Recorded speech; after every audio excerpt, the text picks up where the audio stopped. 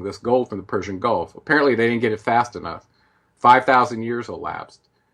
They ended up being vectored to South Africa, where the Atrahasis document picks up. So at this point, apparently they weren't getting gold fast enough from the Persian Gulf, and they got vectored down to Africa, where they could mine it more significantly. This is where the Atrahasis picked up. And in the beginning of this first tablet of the Atrahasis, it describes them casting lots, to divide up the territories between some of the key players that we should lay out here. We've already mentioned Anu and Enki. Enlil was the other one. The one we didn't mention was the half-sister to both of them, whose name was Nin Hartsog. And later on, we'll find out her name was Isis in Egypt. She was the medical officer that accompanied them.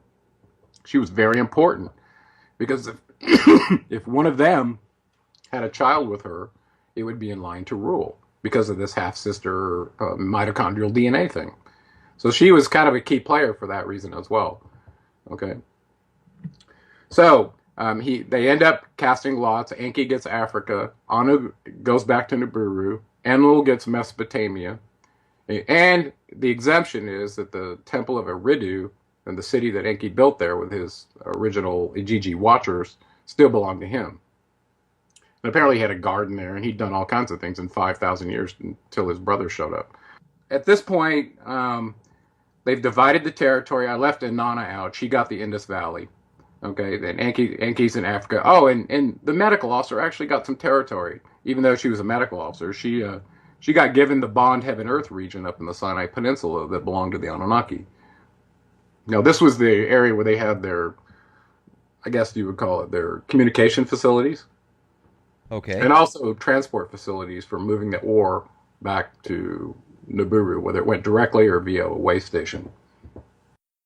I'm thinking of those in Peru or somewhere out there. They had those ginormous, like, landing pads and very big, kind of, I guess, sculptures of different animals and stuff like that. Was that done by the Anunnaki? Like, was that to give them an idea from space?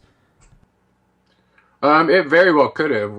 There have been several races, I believe, that have visited the Earth and done prospecting here. And I think there have been somewhat controversies between races of vying for those, resources from the Earth. So, resource wars and genetic wars both. Excuse me. Okay, so let's go back to Africa. We've now got the main players. They've divided the territories. And these Igigi Watchers are signed up to come down to Africa and mine the gold manually versus this colloidal method they were originally planning to do from the ocean. Well, this is hard work. And they were understaffed. And it says they worked for an entire Shar, which is 3,600 years, before they finally revolted, being led by one of their fellow gods, which they referred to as Allah. Gee, where have we heard that name before? Yeah. Well, so he has an AKA list, just like many of these other ones do. And when you find out who they are, I think it'll make a lot more sense to what's going on in the world. Understand that Enki was a scientist. He probably wasn't a great